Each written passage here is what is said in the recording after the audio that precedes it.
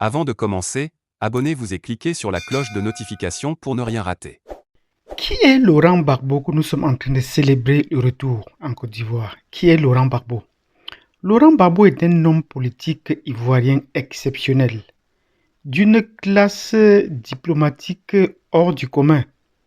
D'abord, on va s'appuyer sur sa longévité. En tant qu'enseignant d'histoire, il a une longévité dans la vie politique à nul autre pareil. Parce que là, pour remonter le temps, on va aller jusque dans les années 80. Quand il était déjà opposant à Houphouët-Boigny dans les années 80, c'était déjà très risqué d'être un opposant d'Houphouët-Boigny. Mais il est de celui qui a survécu pour cette période parce que beaucoup d'opposants sont passés de vie à trépas à cette époque-là.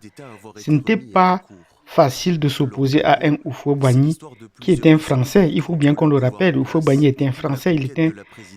Il a siégé dans le cabinet en France. Donc c'est un Français qu'on a mis à la tête de la Côte d'Ivoire qui a travaillé pour les intérêts de la France et dont la France a maintenu pendant longtemps. Donc ce n'était pas déjà facile dans les années 80 d'être un opposant de Houphouët-Boigny dans les années 80. Et c'est la raison pour laquelle il était déjà en exil pendant cette période-là, au cours des années 80. Mais à la faveur de la démocratisation du pays, comme dans la plupart des pays d'Afrique, la décennie 90 a été marquée par son retour au pays avec la création de son parti, le FPI, le Front Populaire Ivoirien, un parti de gauche, un parti socialiste. Donc voilà qu'il entre maintenant dans le combat, dans l'arène politique avec les autres opposants. Il n'est plus seul avec les autres opposants. Il a eu le courage de rencontrer Félix Houphouët-Boigny à plusieurs reprises. On pensait dire à sa disparition, mais il a tenu bon. Et avec son franc-parler, il ne cessait de le dire. Qu'il veut le bien du pays avec tous les Ivoiriens. Donc ce n'est pas aujourd'hui qu'il commence par marteler la réconciliation ou la construction du pays. Donc dans les années 90, avec son parti, il entame déjà la course pour la présidence, déjà seul. Il entame la course pour la présidence et il faut attendre pendant 10 ans encore, 10 autres années, pour le voir briguer la magistrature suprême de la Côte d'Ivoire grâce à un cafouillage, parce que voilà un homme qui entre dans la vie politique ivoirienne par effraction, parce qu'il n'entre pas dans le schéma, le plan des Français, il faut le dire, parce qu'il profite du fait que la situation en France oppose le président et le Premier ministre, donc un président de gauche et le Premier ministre de droite. Donc dans ces conditions, il a pu passer par effraction entre les deux. Donc, et cela lui a permis qu'au niveau de la Côte d'Ivoire, il soit soutenu et parvient à entrer donc à la présidence avec le petit cafouillage qui avait le coup d'État de Noël. Donc voilà qu'il devient président de la République au début des années 2000. Oui, il faut le dire, au début des années 2000. Et il va marquer encore une autre décennie. 10 ans au pouvoir. Et maintenant, la France et la soi-disant communauté internationale des Nations Unies vont le chasser du pouvoir. Le chasser du pouvoir, mais il l'envoyait encore une autre fois en exil. Exil judiciaire, exil politique, exil diplomatique. Et il va siéger, donc il va vivre à la Cour internationale de l'Haye pendant 10 ans encore. Donc de 2011 à 2021, le voilà encore en exil pour 10 ans.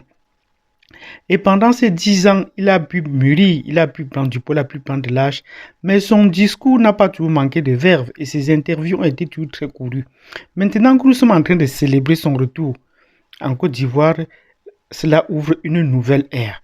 Donc vous voyez que Gbagbo est quelqu'un qui agit sur une période de 10 ans de suite d'une décennie à l'autre. 10 ans comme opposant d'Houphouët-Boigny, 10 ans dans la course présidentielle, 10 ans comme président, 10 ans comme prisonnier et les 10 prochaines années.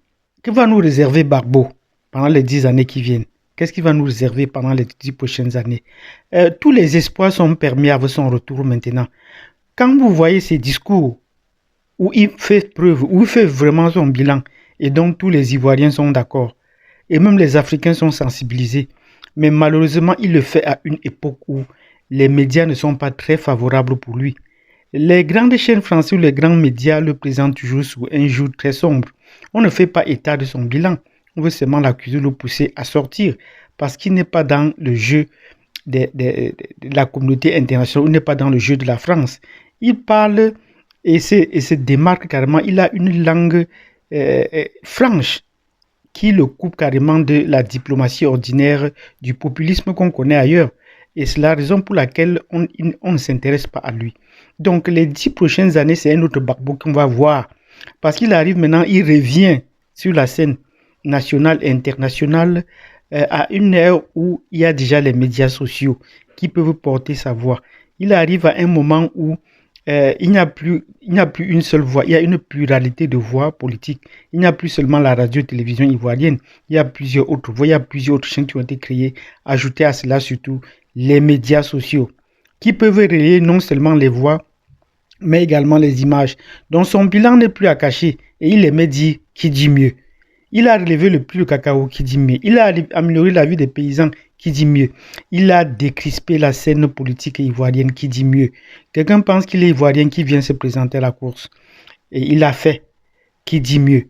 Donc nous félicitons et nous saluons le retour de Gbagbo et nous disons avec la nouvelle décennie qui s'ouvre avec lui, avant qu'il ne l'achève, il a déjà sémé beaucoup de grains et qui ont porté beaucoup de fruits. Il a beaucoup de disciples, non pas seulement Blé-Goudé, mais il a également tous ces jeunes comme les Soro sont ses disciples, sont des gens qu'il a rencontrés, qu'il a formés. Et c'est à ça qu'on reconnaît un grand maître. On reconnaît un grand maître par ses disciples.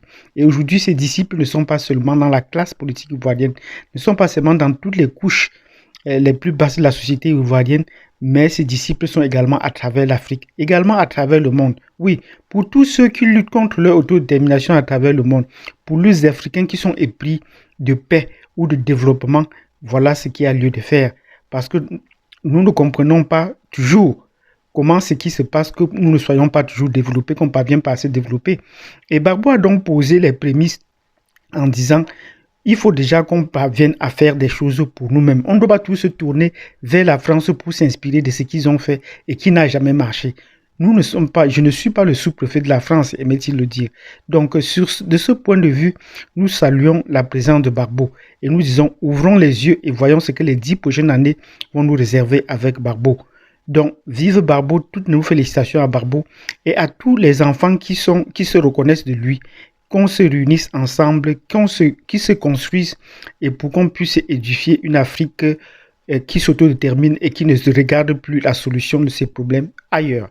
Donc, si vous avez apprécié cette vidéo dans laquelle nous avons fait le parcours de Gbagbo dans les grandes périodes, dans les 10 décennies passées, décennie après décennie, il a marqué le paysage politique, économique, diplomatique, ivoirien, africain et mondial. Merci. Nous regardons les yeux vers les 10 prochaines années pour voir également le parcours de Laurent Gbagbo. Merci et abonnez-vous, cliquez sur la notification. Nous vous donnons rendez-vous à la prochaine vidéo.